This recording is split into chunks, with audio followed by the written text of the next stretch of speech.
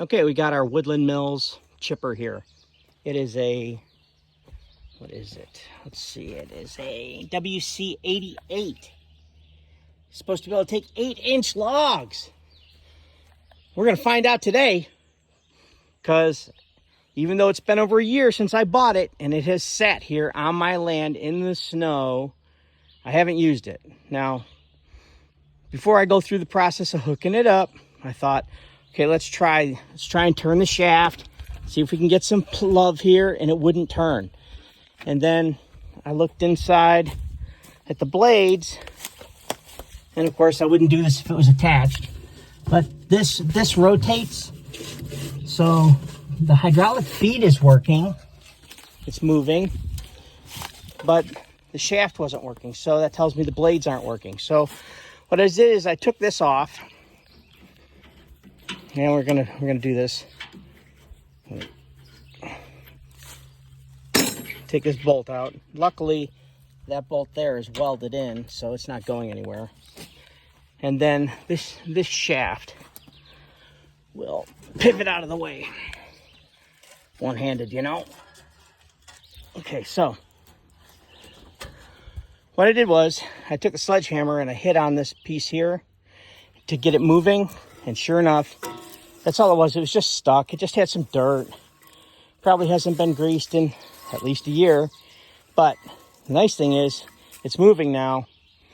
So the blades still feel pretty sharp, man. And you know what's really nice is I have the grinder for this to grind these and put new edges on them. And yeah, it's a little dirty in there, but it looks good. I don't see the grease fitting for, oh, there it is. There's the grease fitting. We're going to slap some grease in there before we do anything else, before we fire this up. But if you're having trouble with yours getting started, you don't want to break that shear bolt. Go ahead and make sure everything's moving before you fire it up. Okay, the next video should be me chipping logs or branches. So I got the chipper on, it's turning, PTO's working. There's the hill I just planted the pear trees on. I'm gonna see about mulching that sucker. Here we go.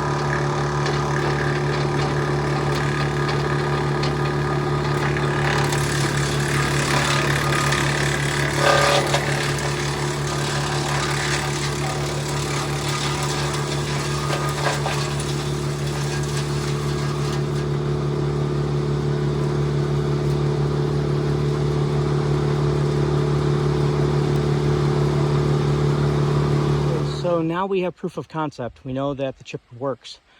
So now I've got a bunch of mess to clean up with the chipper. Didn't want to bring this down here until I was sure it was going to work. But these trees got to come out of here. And I need to continue working on this area because this is where I get my fresh water. And it's getting kind of muddy down here. There's some kind of seepage diversion that comes in through here. So I got to deal with that. And of course, here's the lower part of the big bend to enter the driveway for larger trucks later.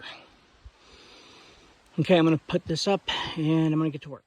Now, I don't know if it was just the fact that when they cut the trees that were crossing the road, that they all ended up down in this lower area, or if there was a ton of them there already. I think if you look back on some of my videos, you'll see I had a lot of trees down there already, especially this one that's laying across. But what I'm doing here is I'm cutting away all the branches that'll fit into the chipper comfortably, because while it can take an 8-inch, I don't know that it should. Here's my neighbor. He come by to talk to me. One of the things I love about being in East Tennessee, people are so friendly. I have the best neighbors. They're just so decent. And they always take the time to talk to you. They always got something nice to say. They make you feel welcome when you come in. And I was really grateful to have Mike come by and say hello. You get kind of lonely up there on the mountain. We are on a dead-end road, and the only interaction you get with people is when you go into town for supplies. But anyway, I'm cleaning up the mess that's here, and we'll see what's coming next. Alright, so this is the water filling station. And it's starting to rain right now. Down there is an approach that I built into the side. And as you can see, I've got my work cut out for me. Got some stuff I gotta load up into that trailer, including the logs. But once I get this stuff cleaned up, I can back the trailer off the road. All right, so there was more debris down there than I thought. I thought I was just gonna stack logs on top of these firewood pieces, but that's not gonna work. So I brought it up here to dump it. I'm gonna go down and try and collect some more. Hopefully I'll be able to start running gravel tomorrow. You know, I'm not sure if it's because I have such great neighbors or if it's because I'm in Florida and we have these HOAs here, but this lower area where the road comes through the property, you know, I own both sides of it. And it's like, I don't want to leave this a mess. I don't want my neighbors to drive by it and think, you know, I'm just tearing stuff up. And so I wanted to make it a priority to make this look nice again, even after the storm. And so you can see here that I'm cleaning up the debris and I'm getting it ready. Sorry, the reflection on the excavator just it didn't do it justice to the cleanup process. But this is it. At least this is part of it.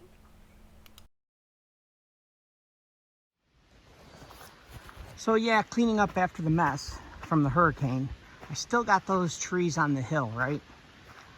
But all the bad trees that were down in this little valley are now logs. And so this is coming along nice. This is my second load going up the mountain. The wood's just too nice to burn down here for scrap. A lot of hardwood in there. So it's firewood.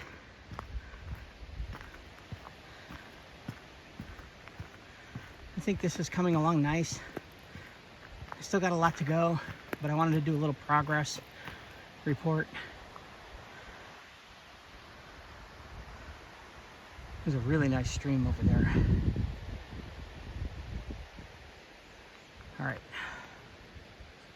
So I'm checking up my backing up and seeing if I got room here for any more.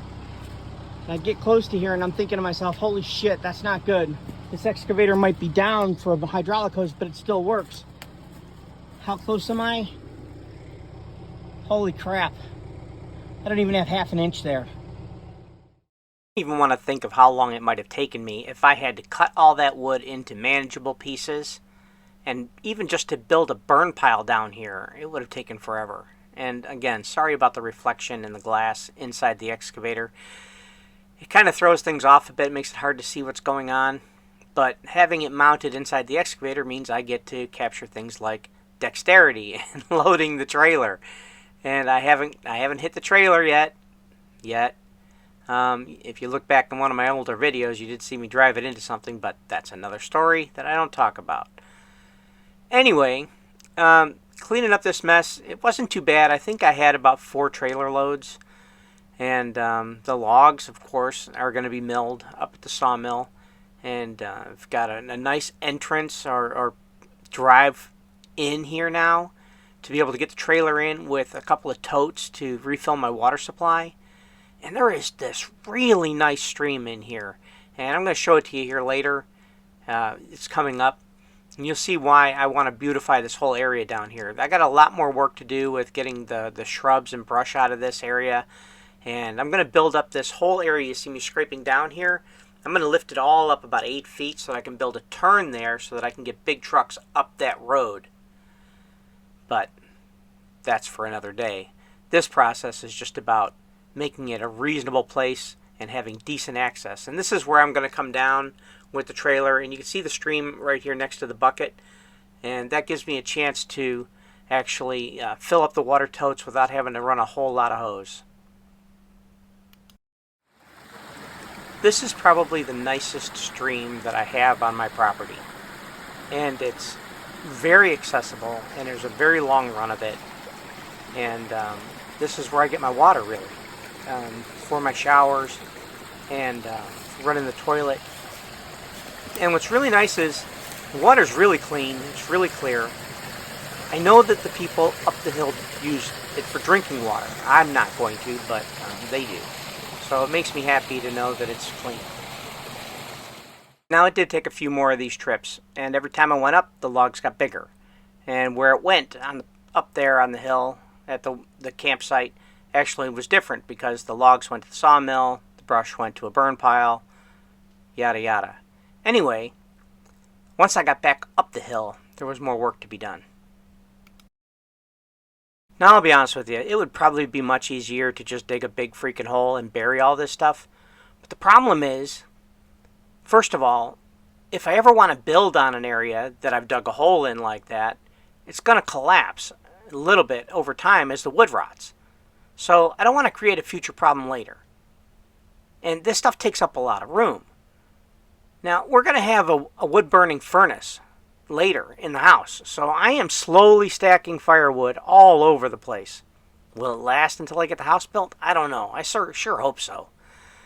Anyway, you can see I've got a section down here for logs, small logs, and the sticks. And then here I'm cleaning up the mud, moving it out of the way, because when it rains, it kind of pools down here. But that's just part of the process. You got to keep going over it and going over it until you get it right. It also gives me a chance to build really strong roads. And so even when it rains, after I get the silt out of the way, I can still drive on it. This is after grading. And it was really much, much worse. So tomorrow, I'm going to start processing these logs. And I just want to show you, man, it's crazy how big these logs are. Look at this. These are my gloves. That's my hand. Got at least two of my hands on that. That one's 5, 3 or 4. But I wanted to do these logs first because there's something really cool going on here. I don't even know what kind of log this is. If any of you guys know, here's the bark that came off of it. Wouldn't it be great if it was walnut? I don't think it is, but it's got a really interesting dark pith. And I'm really excited to start cutting these boards open. I'm thinking 5/4. And we'll shave it down. We'll see what we get out of it. Anyway, this is my day. I think this is the 6th or 7th of May. Been here over 2 weeks. The place is starting to actually look normal. Like, the road's graded out. Things are getting done. I can take a hot shower at night.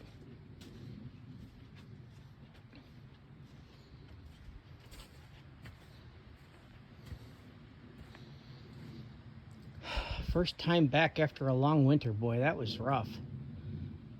All right, guys. You can see I got logs here that came from up on the hill. And I got another bunch of them that are way up on the hill. I need to get to milling. I guess that's not a bad problem to have.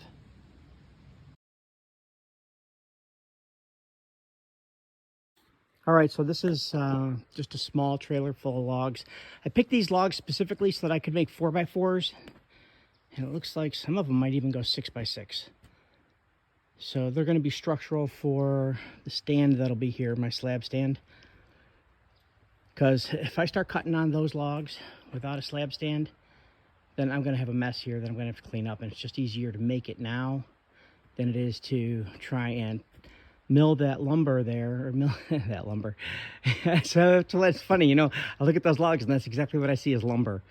Anyway, I just brought these down from up on the hill. I saved them from the burn pit because I was going to just burn a bunch of it, but then I'm looking at it, it's just like too big to burn. So And of course, you know, my sawmill has been sitting all winter. I haven't really milled anything for months, so I got to make sure everything's good. I had to run it down, make sure it's still level after everything's settled, which surprisingly, you know, this sawmill shack was built on rocks, right? I put rocks down, I put timbers on top of them, leveled everything out, and built it. It has stayed remarkably level. So, after I get everything all set up, get my log on, start burning out my 4x4s for my slab rack. And that's what I'm doing here. And one of the things that seems to work really good for me, I'm experimenting here. I don't know if you'll catch this. I've been taking a square and setting it on the log bunk, and then making sure that that outside edge is square before I lock it down permanently. It seemed to work really good. So, yeah, 4x4s. Here we go. Truth is, I think these are the most fun logs to cut. They're super easy to move. You get something almost immediately out of them that's worth it.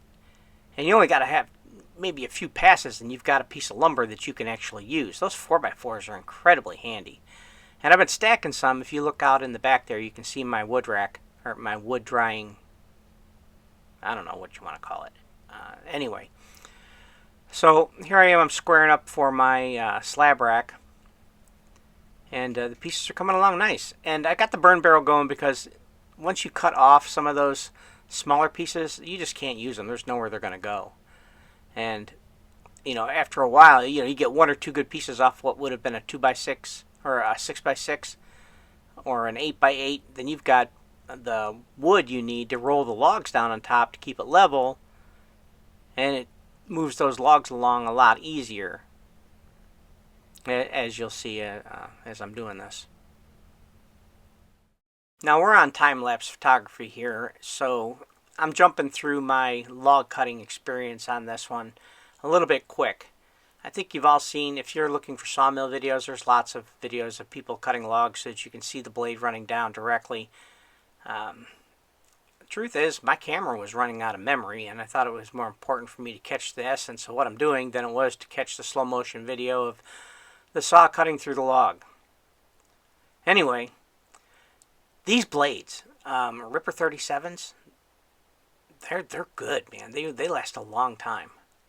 And if I'm doing soft logs, I could probably get 10, 15 logs on those.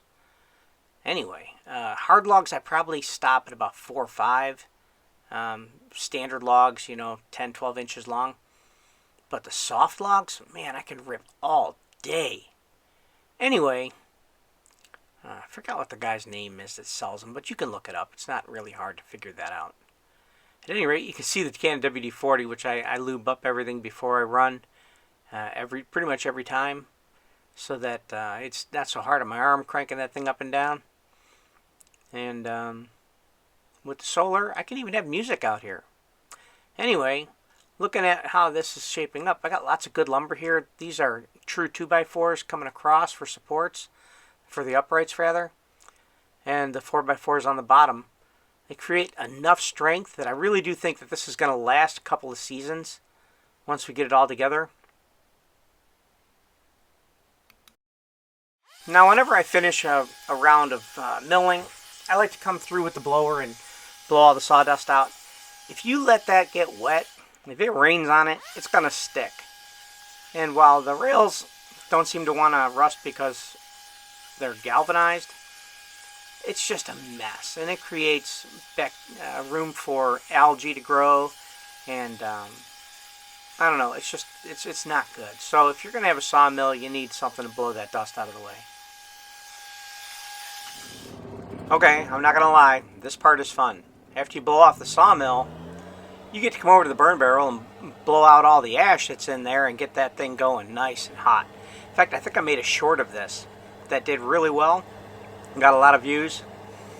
I just love to be able to get this roaring fire going, especially when it starts getting cold outside. Funny thing is, though, some of these sparks landed on my jacket, my red flannel, and I've got little burn holes in it. It didn't burn me, but you can see this sucker gets going pretty good, man. You get that angle just right. and it blows all the ash out, and it saves you from having to dump it over and restart it. So, there you go. You know, when you got a pile of logs sitting in front of your sawmill, and really not a whole lot of room to get equipment in here to load the sawmill,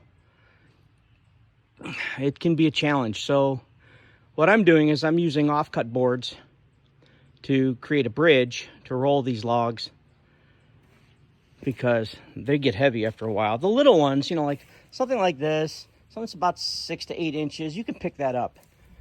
Once you hit 12 to 14 inches, you're not picking that shit up. And if you do, your back ain't gonna forgive you. So I'm using the PV hook and some boards to roll it to the sawmill. I figured this isn't coming along too bad, and I think it's gonna last a lot longer than the first one. Made out of the real 2x4s and 4x4s, not bad. So here's my plan with this. I had a bunch of smaller logs up at the top that I needed to mill down because they were too big to be just brush. And so you can see I made a ton of 4x4s out of them. Some of them, you know, they got some work. They're not completely square. Okay, like you got some stuff here. But I got 4x4s. And the really crappiest ones that I thought, you know, okay, let's at least use something, are at the very bottom. And I'm figuring, okay, if they're bottom, they could rot. I've still got all the upper ones.